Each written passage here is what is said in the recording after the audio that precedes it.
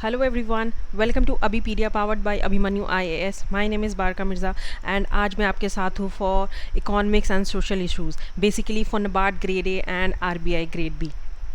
Okay, and today we'll be dealing with MCQs on fiscal policy. तो as you all know कि what is fiscal policy. Fiscal policy क्या है? Fiscal policy mainly हम बोलते हैं use of government's revenue collection and expenditure, है कि नहीं? Use of government's revenue collection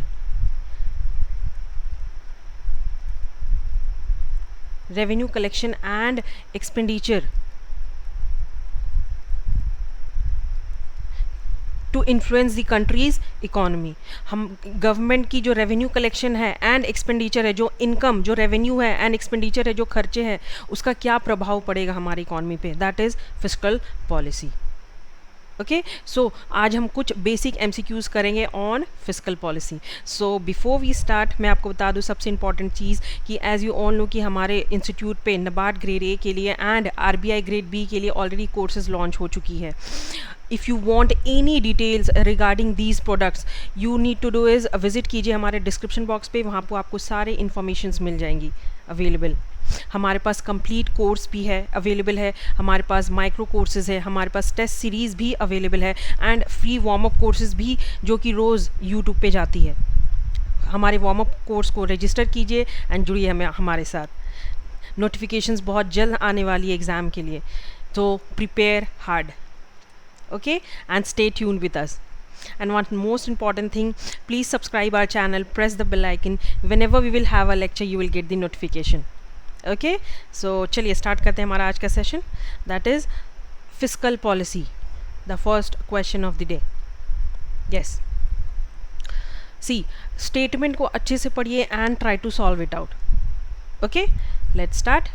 The first question, the Fiscal Responsibility and Budget Management, that is FRMB Act, aimed for what? Options are 1, eliminating both revenue deficit and fiscal deficit. Yes, second we have giving flexibility to RBI for inflation management. Which of the following statement above is or are correct? Options are A, only one, B, two only, C, both 1 and 2, या फिर D, neither 1 neither 2. क्या पूछा गया है आपको? FRMB Act 2003 के बारे में, that is Fiscal Responsibility and Budget Management Act. What is FRMB Act? अगर आपको ये एक्ट के बारे में कुछ पता है तो आप जल्दी से जल्दी फटाफट आंसर्स दे दीजिए. पहला ऑप्शन दिया गया है एलिमिनेटिंग बोथ, दोनों को हटा देना है, that is revenue deficit and fiscal deficit.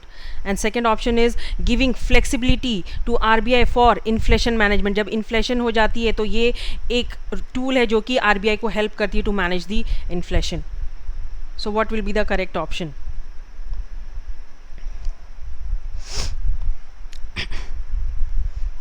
चलिए मैं बता दूं, the correct option is B, 2 only. The Fiscal Responsibility and Budget Management Act aimed for not eliminating both revenue deficit and fiscal deficit. It's reducing, ख़त्म नहीं करना है, delete नहीं करना है रेवेन्यू डेफिसिट को एंड फिस्कल डेफिसिट को, बल्कि उसे रिड्यूस करना है, कम करना है. रेवेन्यू डेफिसिट क्या हो गया? जब गवर्नमेंट की revenue receipts, total revenue receipts and revenue expenditure turns out to be negative, है कि नहीं? जहाँ पे रेवेन्यू स्पेंडिंग ज़्यादा हो रही है ना कि इनकम आ रही है, इनकम कम आ रही है एंड स्पेंडिंग ज़्यादा हो रही है, that is revenue deficit. And fiscal deficit क्या हो गया? जहाँ पे गवर्नमेंट की total revenue received and total expenditure turns out to be negative. हम बोल सकते हैं यहाँ पे कि तो फिस्कल डिफिसिट बेसिकली डिफाइंड जहाँ पे गवर्नमेंट की एक्सपेंडिचर एक्सीड कर रही है रेवेन्यू से. So the first option is incorrect. यहाँ पे एलिमिनेटिंग नहीं होगा, यहाँ पे कम किया जा सकता है revenue deficit and fiscal deficit को, मेन एम्ड है. And the second one is correct, giving flexibility to RBI for inflation management.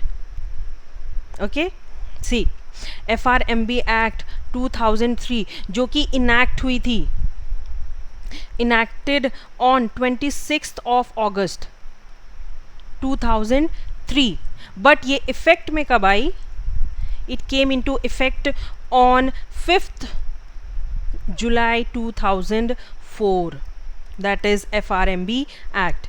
Main aim क्या है? नॉट एलिमिनेटिंग, मेन एम क्या है? Reducing revenue deficit and physical deficit, to improve डेप्ट management. जो कर्जा हो गया है कंट्री का, जो कर्जा हो गया, बेसिकली डेप्ट मैनेजमेंट क्या हो गया है? डेटर्स एंड क्रेडिटर्स के बीच मान लो लेन देन हुई है, जो कर्जा हो गया है उसे क्या करती है? ये इम्प्रूव करती है. And improving transparency in a medium term framework with quantitative targets. Transparency basically क्या हो गया? ये बेसिकली इन्वेस्टर्स के लिए हम बोल सकते हैं, या बैंक्स के लिए बोल सकते हैं, या अदर फाइनेंशियल इंस्टीट्यूशंस के लिए बोल सकते हैं, जो अपनी जो फाइनेंशियल हेल्थ है वो फाइनेंशियल हेल्थ को अवेलेबल करती है, उनकी उसकी कंडीशंस एंड उसकी पोजीशन को अवेलेबल करती है in the country. Basically decision making को लेके प्राइस लेवल्स को लेके, देन हमारा फाइनेंशियल ऑडिटेड फाइनेंशियल रिपोर्ट को लेके,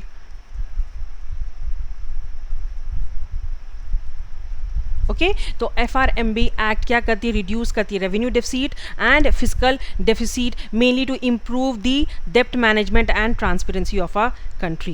And the act was also expected to give necessary flexibility. ये also help करती है to Reserve Bank of India RBI for inflation से लड़ने के लिए. जब महंगाई बढ़ जाती है तो मनी सप्लाई को कैसे कंट्रोल करना है, तो FRMB एक्ट उसे भी हेल्प करती है. ओके, आई होप आप लोगों को समझ में आया होगा. चलो next question. See, read out this statement carefully. Okay, आपको पूछा गया है consider the following statements regarding fiscal policy in a direct way. What is fiscal policy? आपको पता है कि फिस्कल पॉलिसी क्या है, हमने थोड़ी देर पहले भी पढ़ा था. चलिए, options are A, first one we have, it helps to maintain economy's growth rate so that certain economic goals can be achieved. Economic growth rate को स्टेबल रखना है ताकि हम इकोनॉमिक गोल्स को अचीव कर सकें.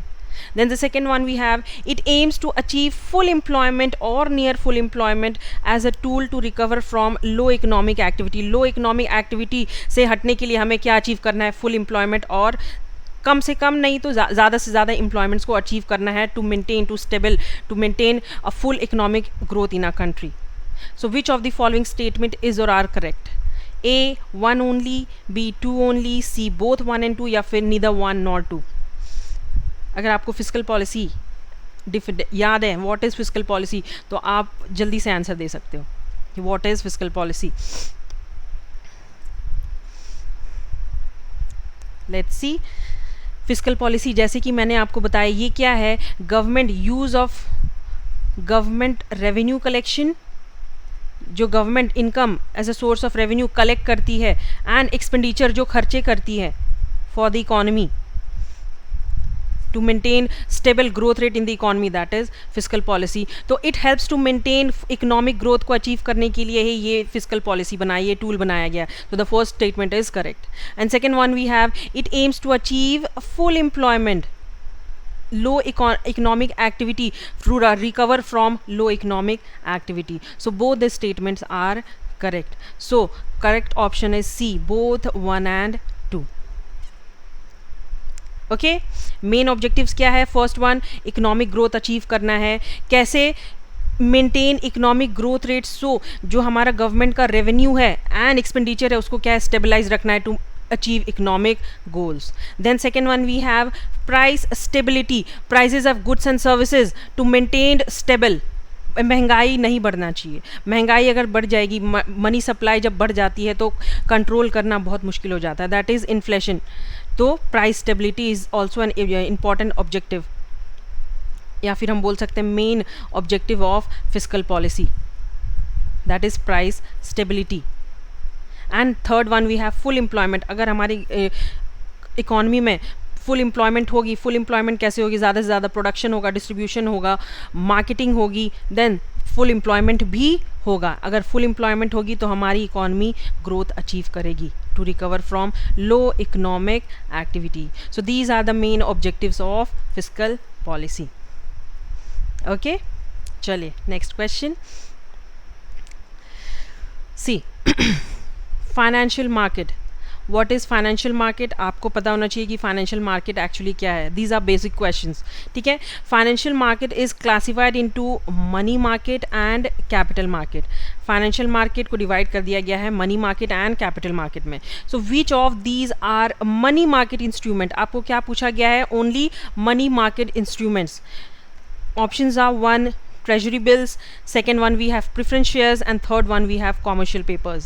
Select the correct answers using the codes given below. Options are A 1 and 2 only, B 1 and 3 only, C 2 and 3 only, या फिर D 1 2 and 3 all. अगर आपको मालूम है कि मनी मार्केट क्या है एंड कैपिटल मार्केट क्या है तो आप बहुत जल्द आंसर्स दे सकते हो. तो फटाफट आंसर्स दीजिए. Try to solve. गलत होगा कोई प्रॉब्लम नहीं है, आपको डरना नहीं है, आपके कोई मार्क्स कट आउट नहीं हो, आपको कोई नेगेटिव मार्किंग नहीं मिल रही है. बस आपको आंसर्स देना है कि what are the components of money market instruments.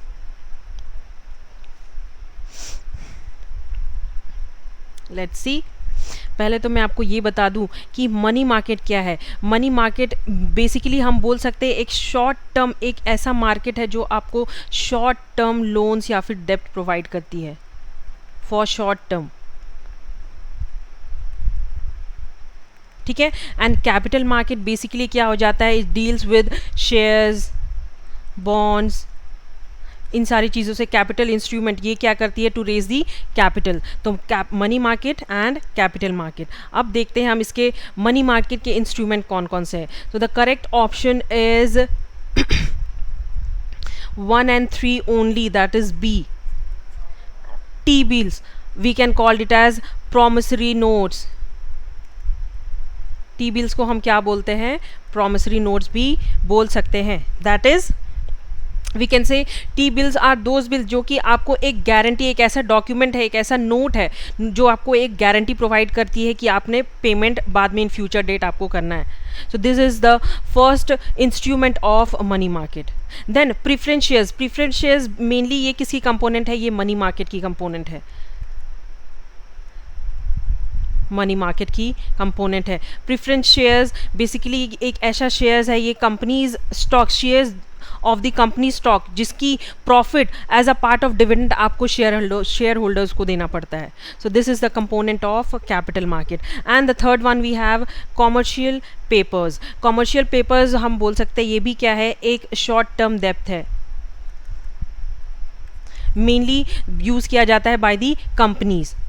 ठीक है. For a period of 1 year, basically to raise funds. To raise funds. So the correct option is B 1 and 3. Preference shares is not an instrument of money market. It is an instrument या component of capital market. Okay. C.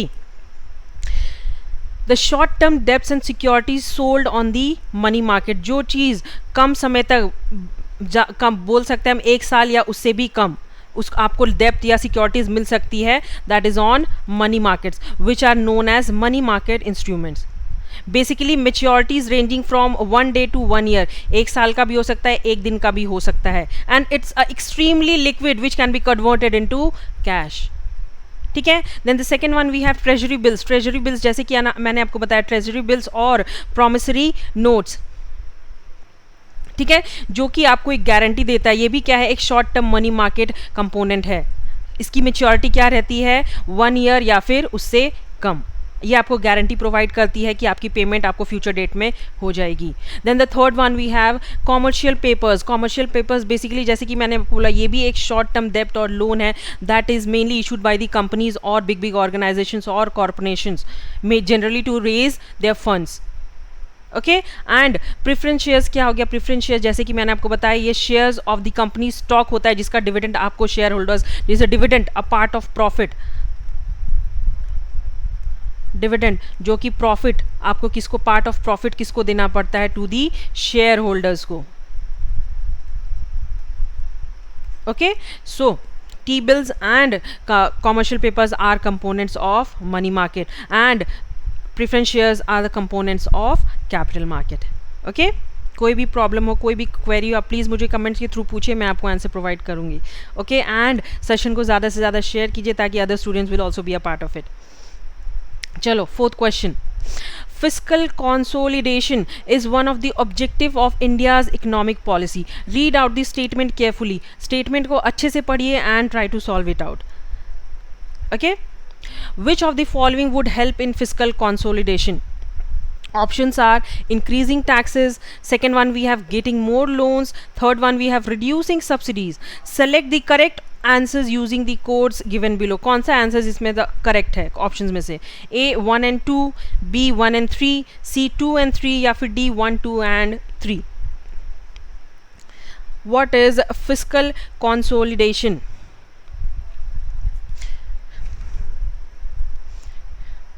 Physical consolidation क्या है? अगर आपको physical consolidation पता है तो आप answers फटाफट दे सकते हो. So which is the correct option?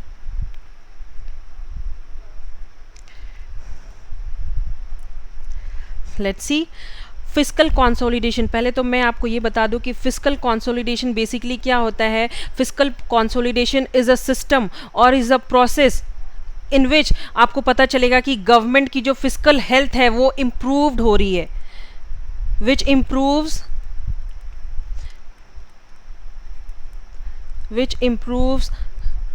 government's fiscal health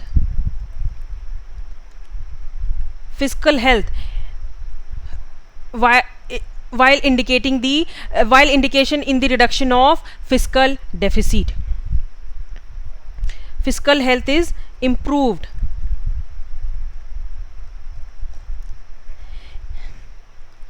and it is indicated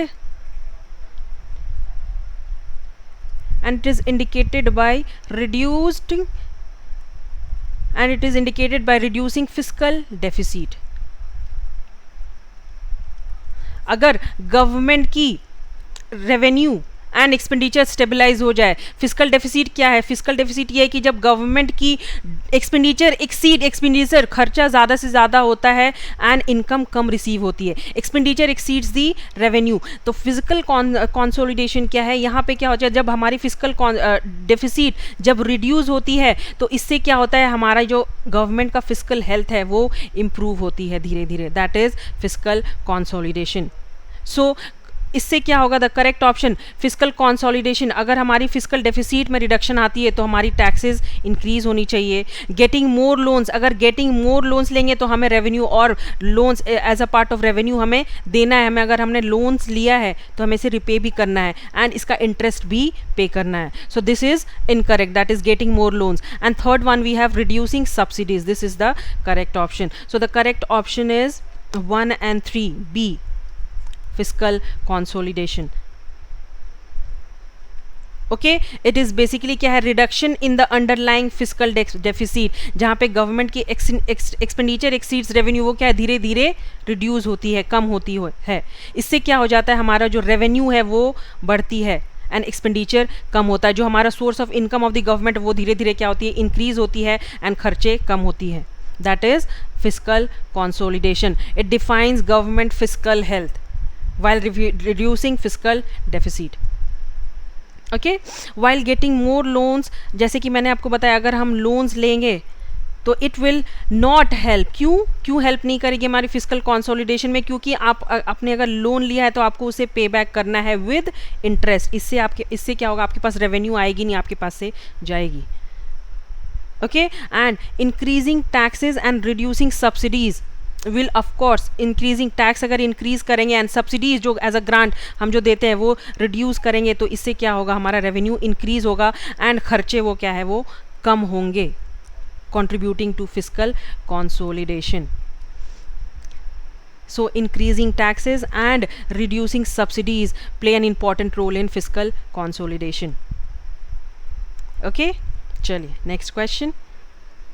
Which one of the following is the largest item of expenditure of the government of India on revenue account? सबसे largest expenditure क्या है government की on revenue account? Options are A defence, B subsidies, C pensions, D interest payments या फिर E none of the above. आपको क्या पूछा गया है? Largest item of expenditure on government's revenue account क्या होगा? ये आई होप सबको पता है. रेवेन्यू अकाउंट बेसिकली जो आप फीस, आपके पास जो रेवेन्यू आते हैं, जो फीस आप अर्न करते हो from various sources, fees earn from providing services, उसका आपको कहाँ पे आएगा, उसका रिसीप्ट आपका कहाँ पे आएगा, रेवेन्यू अकाउंट में. So largest item of expenditure of the government क्या है ऑन रेवेन्यू अकाउंट पे? Yes, the correct option is interest payment. Interest payment is the largest item of expenditure of the government of India on revenue account. Okay, pensions, subsidies and interest payments are instance of revenue expenditure, जो कि interest payments plays an important role in the government expenditure on revenue account. ठीक है, mainly हम बोल सकते हैं जो आप सेल्स करते हो, सेल्स, उसके बाद service revenue, then you have, अगर आप कोई फीस अर्न करते हो कहीं से, देन इंटरेस्ट अगर आप रिसीव करते हो, तो all this will comes under revenue account of governments. ठीक है, so interest payment is the largest expenditure in the revenue account of the government. Okay, चलो next question. Yeah, this one is also easy. Every year the economic survey is compiled by, economic survey के बारे में पूछा गया है, कौन इसे compile करता है? Options are A office of economic adviser, B central statistical office, C national sample survey organisation, D department of economic affairs, या फिर E none of the above. Economic survey कौन प्रोवाइड करता है, कौन कंपाइल करता है?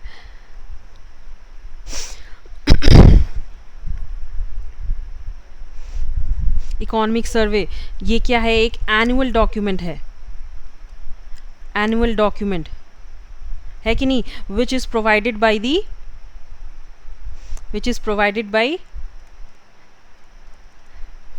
By finance minister. So the correct option is, it is the economic survey every year is compiled by Department of Economic Affairs. Okay, ये एक ऐसा annual document है जो कि दिया जाता है बाय द फाइनेंस मिनिस्टर, जो कि आपका पूरे साल का ओवरऑल एनुअल आपका स्टैटिस्टिकल डाटा देता है, basically on sectors, that is agriculture sector का, इंडस्ट्रियल सेक्टर का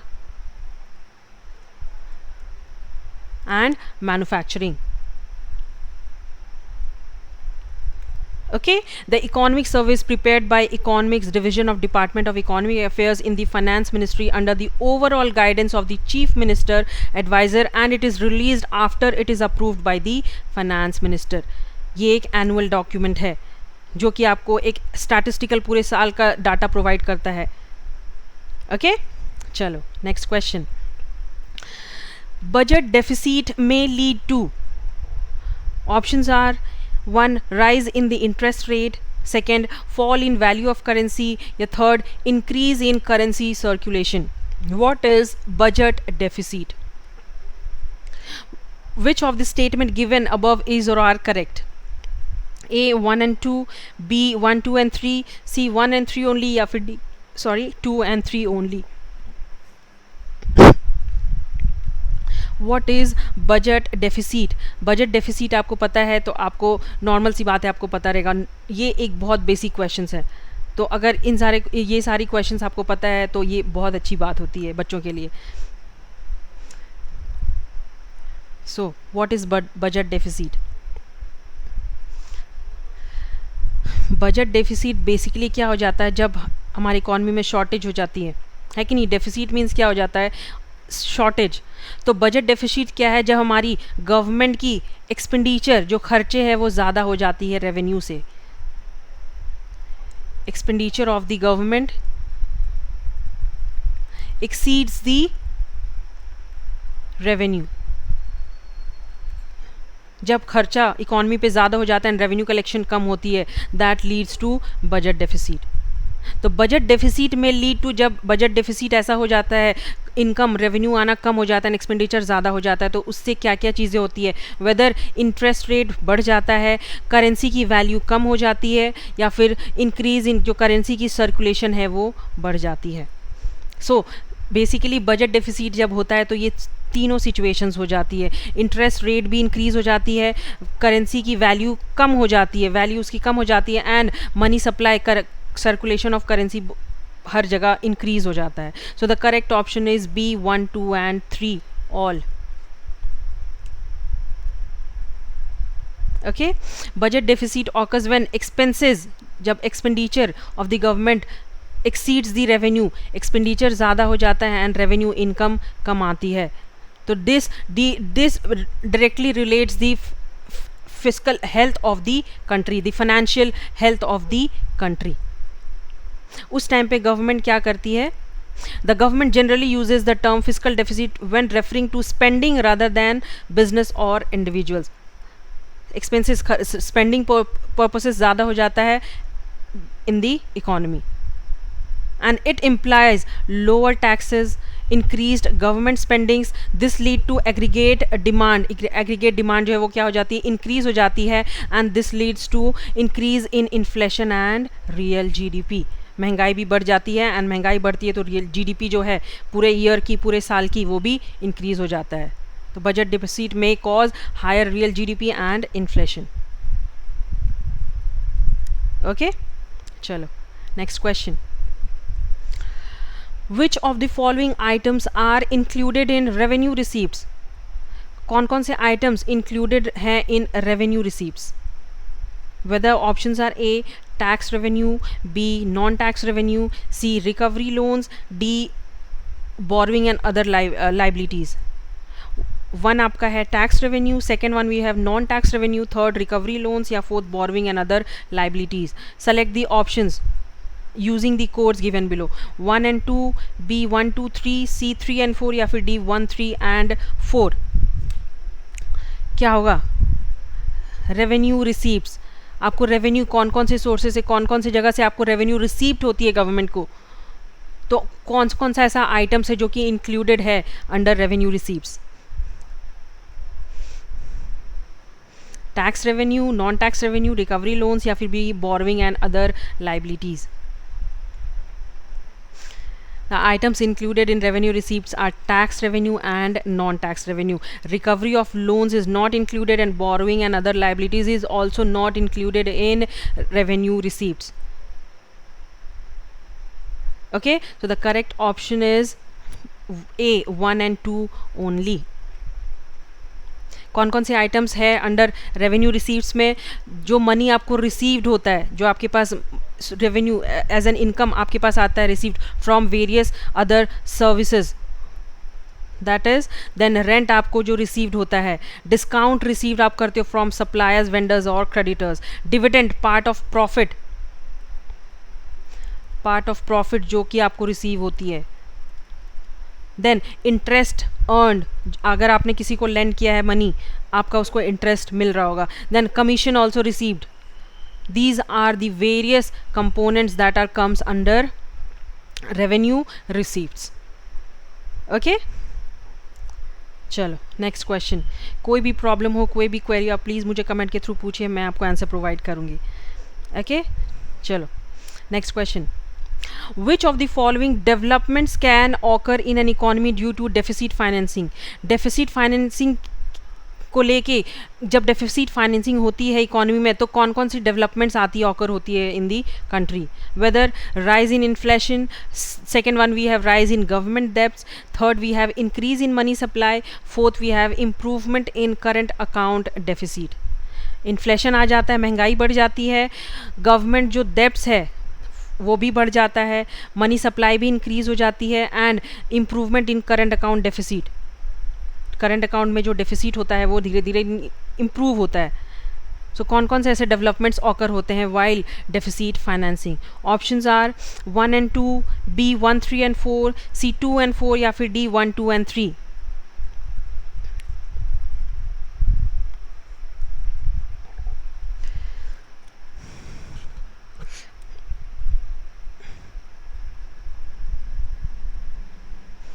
अगर आपको पता है कि व्हाट इज़ डेफिसिट फाइनेंसिंग, तो आपको पता होगा कि उस टाइम पे कौन कौन सी डेवलपमेंट अकर करती है in the economy.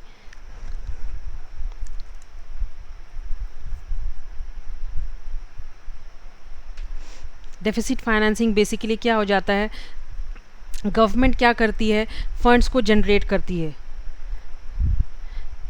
Generate funds to fill the deficit, to fill the deficit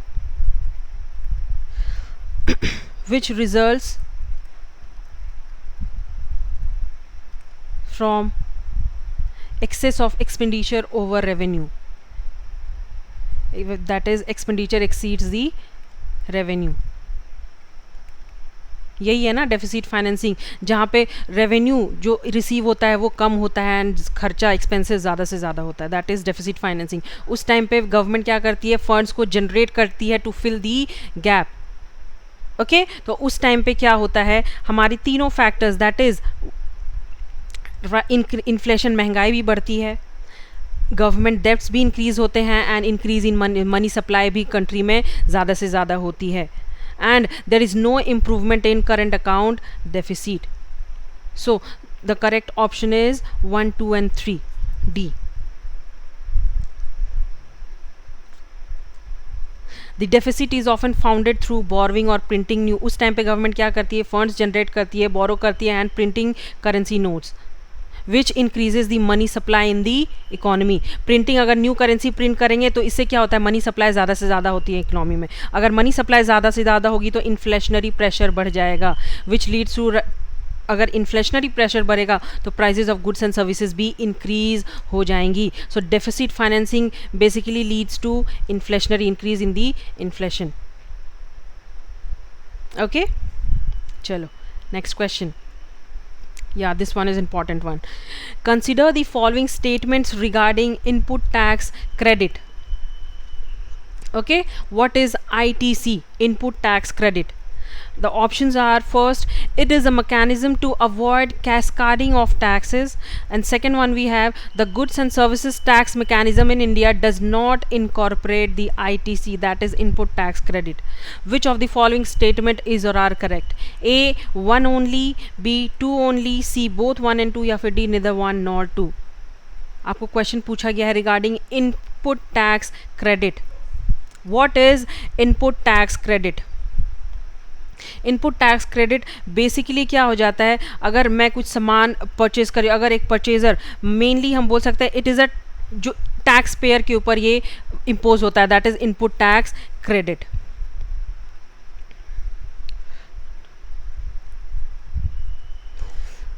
okay basically अगर मैं कुछ सामान खरीद रही हूँ, अगर मैं कुछ गुड्स एंड सर्विसेज परचेज कर रही हूँ तो मुझ पे इम्पोज किया जाएगा ऑन इनपुट टैक्स क्रेडिट। तो कंसीडर द फॉलोइंग स्टेटमेंट, कौन सी स्टेटमेंट करेक्ट है, फर्स्ट, सेकंड या बोथ या none?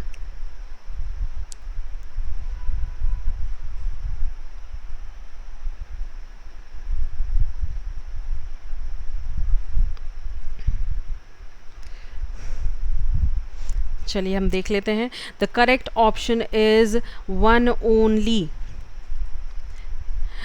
ITC that is input tax credit क्या है? It is a mechanism of work which is done with the help of everyone.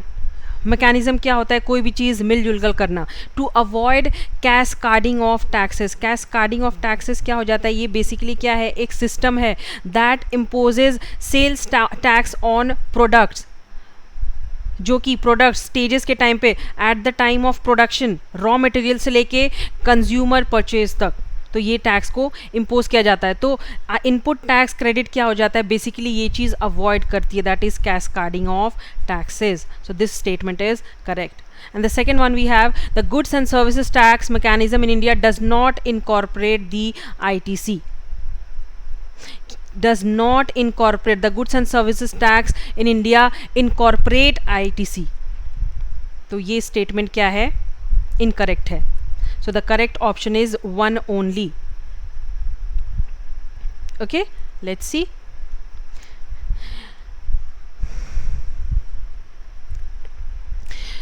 Uninterrupted and seamless chain of input tax credit, that is continuous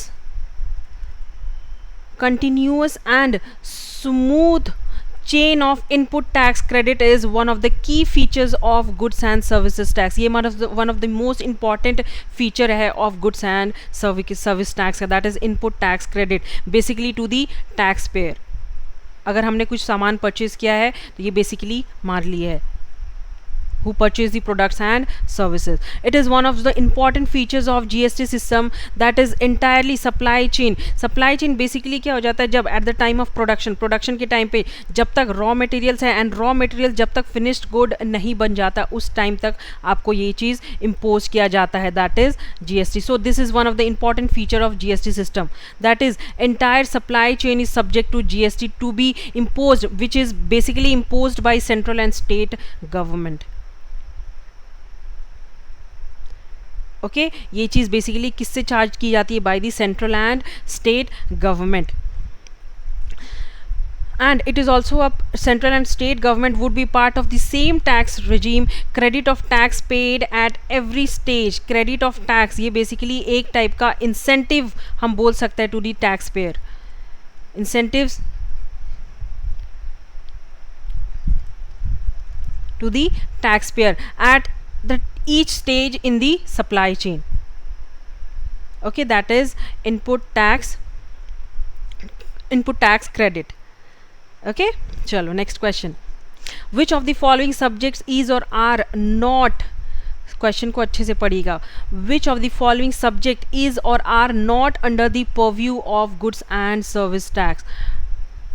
okay, one we have alcohol for human consumption, second one we have petroleum products, या third one we have electricity.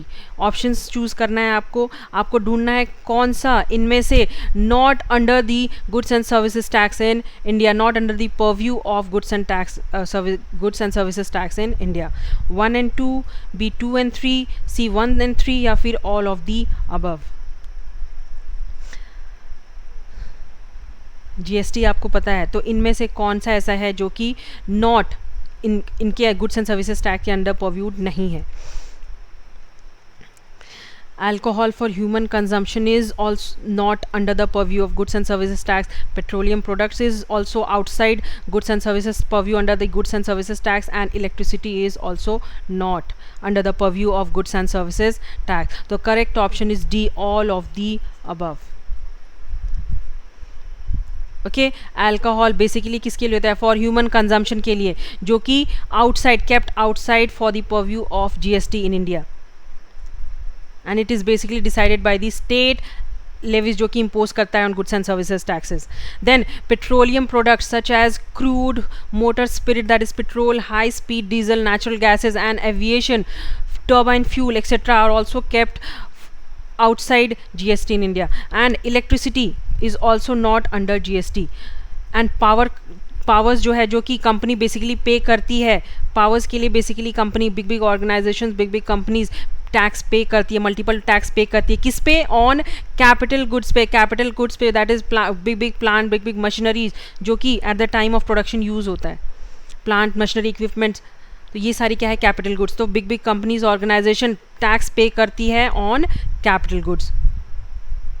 Okay, so alcohol, petroleum products and electricity is not under the purview of GST.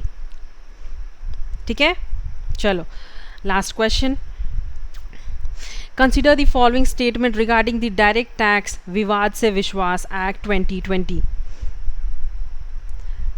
Question को अच्छे से पढ़िए, ये भी एक बहुत important question है for your exams. Okay, direct tax Vivad se विश्वास act 2020. Statements are: 1. It provided for a mechanism for resolution of pending tax dispute related to income tax and corporation tax. And the second one we have: the disputes involving undisclosed foreign income or assets are not covered under the said mechanism. Which of the following statement is or are correct? 1 only, 2 only, B 1 and 2, या फिर D neither 1 nor 2. What is direct tax Vivad se विश्वास act?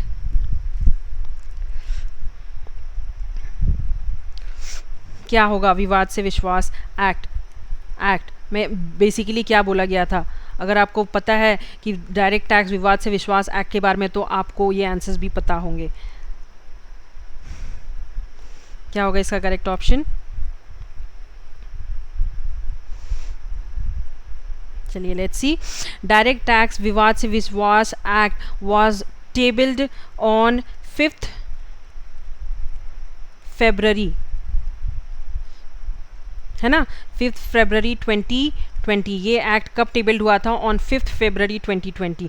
And इसका main aim क्या है? To provide resolution of pending tax disputes, basically for income tax and corporation tax. Resolution of pending tax disputes, mainly ये scheme क्यों बनाया था? To settle the disputes of taxes related to income tax and corporation tax, जो कि big big organisations या company को देना पड़ता है. तो उसकी डिस्प्यूट, उसके आर्ग्यूमेंट को सेटल करने के लिए ये एक्ट बनाया गया था. दैट इज विवाद से विश्वास scheme. So this is correct. The first statement is correct. Then the second one we have, this disputes involving undisclosed foreign income.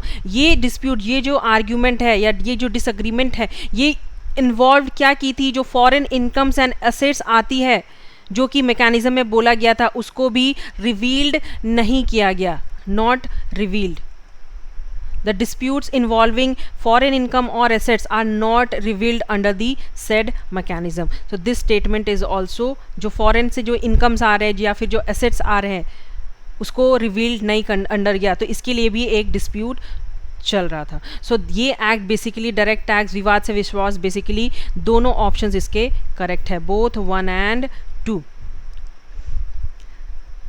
Okay, the direct tax Vivad se विश्वास एक्ट 2020 जो कि इनैक्ट हुई on 5th February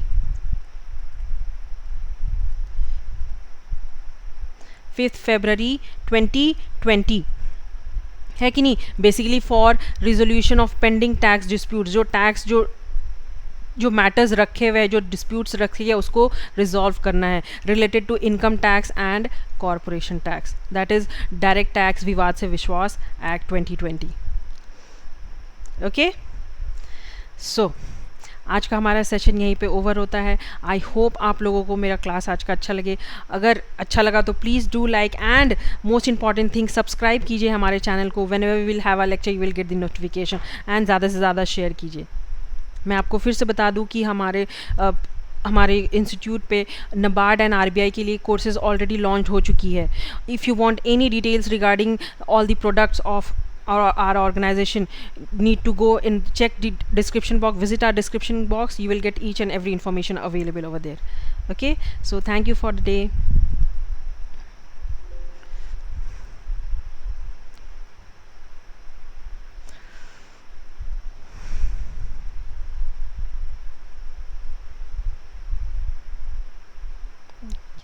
So thank you everyone.